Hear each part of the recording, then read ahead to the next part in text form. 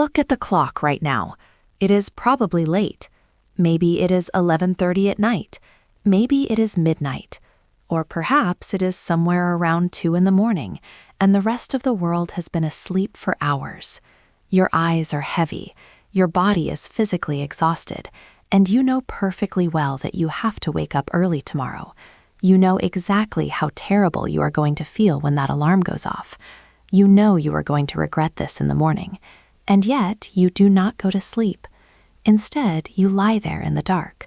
You scroll through your phone, swiping past posts you do not even really care about. You fall down rabbit holes watching random videos. You read articles on topics you never thought about before.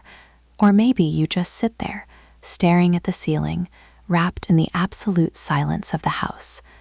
People looking at this behavior from the outside often judge it harshly. They call it bad time management. They tell you to just put your phone away. They say you lack discipline or that you have terrible sleep hygiene. But what if I told you that staying up late when you are already exhausted is not a sign of laziness at all? What if it is actually a desperate, completely understandable psychological survival mechanism? If you find yourself constantly fighting sleep just to have a few hours entirely to yourself, you are not broken. You are experiencing a deeply fascinating psychological phenomenon. And today, we are going to explore exactly why your brain refuses to let you rest. To truly understand why we stay up so late, we have to look closely at how we actually spend our daytime hours. Think about your average Tuesday. From the exact moment you wake up, your time is not really your own. Your alarm clock dictates when you open your eyes. Your boss, your coworkers, or your teachers dictate what you focus on. Your family, your partner, or your friends need your emotional attention. Your phone is a constant source of demands, buzzing with emails, text messages, news alerts, and notifications. Throughout the entire day, you are completely at the mercy of other people's schedules, other people's crises, and other people's expectations. You are constantly performing. You are constantly reacting. You are constantly giving tiny pieces of your energy away until there is absolutely nothing left in your emotional bank account. And then, finally, the sun goes down. The people around you go to bed. The urgent emails stop coming in. The text messages slow down and eventually cease. For the first time in perhaps 16 hours, the world entirely stops asking you for things. When you refuse to go to sleep in this moment, you are not actually rebelling against rest itself. You are rebelling against a life where you feel you have absolutely no control over your own time. Psychologists actually have a specific name for this behavior. It is called revenge bedtime procrastination.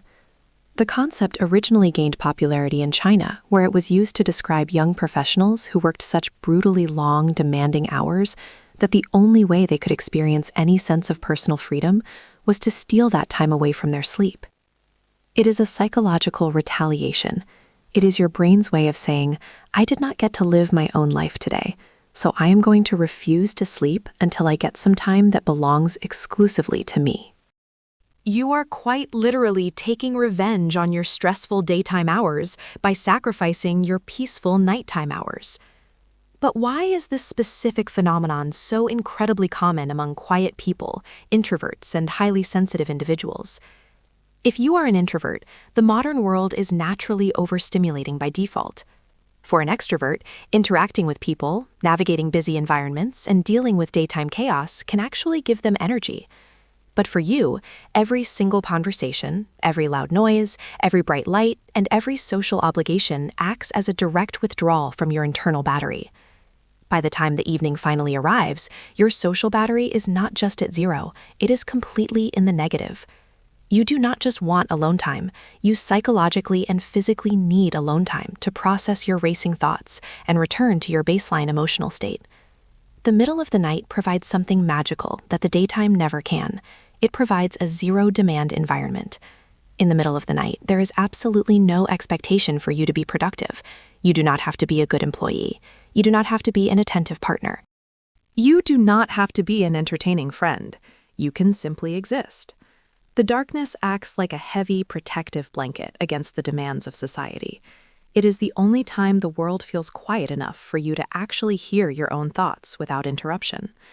So, when you stay up until 2 in the morning watching videos or playing games, you are not wasting time. You are actively trying to reclaim your lost identity. You are trying to remember who you are when nobody else is looking at you. You might notice that the things you do late at night are rarely productive. You are not starting a business or cleaning your house. You are doing low-effort activities. This is also by design. Your brain is so fried from making decisions all day that it craves passive consumption. Watching a familiar show or scrolling mindlessly is your nervous system's way of decompressing.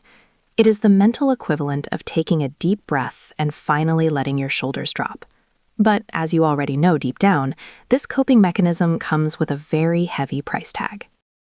The tragic irony of revenge bedtime procrastination is that by stealing time from your sleep, you make the next day significantly harder to survive. You wake up exhausted, feeling like you have already lost the day before it even begins. Because you are exhausted, everything during the day feels 10 times more overwhelming than it normally would. Your social battery drains much faster. Your stress levels are consistently higher. Small annoyances feel like massive disasters. And because the day was so stressful and so overwhelming, what do you do when the night finally comes again? You stay up late once more to recover from it. It becomes a vicious, never-ending cycle of exhaustion and temporary peace. You are constantly borrowing happiness from tomorrow just to survive today. So, how do you actually break this cycle without feeling like you are losing your only free time? Most standard advice will tell you to set a strict bedtime, turn off your screens an hour before sleep, and force yourself to close your eyes. But if you have ever tried that, you know it simply does not work for you. Your brain will just panic because it feels like it is being robbed of its one and only chance at freedom. You will lie there in the dark feeling anxious and resentful. The real solution is not about fixing your sleep habits. It is about fixing your daytime habits. If you are procrastinating sleep to get alone time, you need to start stealing back little pieces of time during the middle of the day. Psychologists refer to these as micro-boundaries. Maybe it means sitting in your parked car in total silence for 15 minutes before walking into your house after work. Maybe it means taking a walk on your lunch break with noise-canceling headphones and absolutely refusing to look at your phone or answer messages. Maybe it means explicitly telling your family that for 30 minutes after dinner, you are not available to anyone for any reason. You have to prove to your completely exhausted brain that it does not need to wait until midnight to experience a moment of freedom. You have to build tiny sanctuaries of peace into your daylight hours.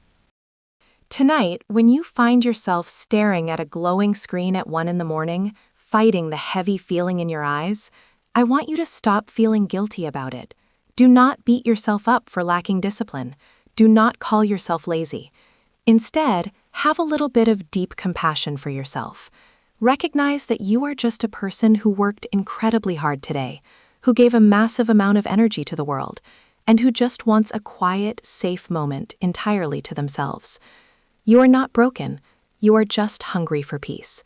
But please remember, sleep is also a beautiful form of peace, and you deeply deserve that too. If this video felt like it was written exactly for you, leave a comment below and tell me exactly what time it is right now while you are watching this. Subscribe to the channel for more deep dives into the psychology of quiet people. Now, go get some rest. I will see you in the next one.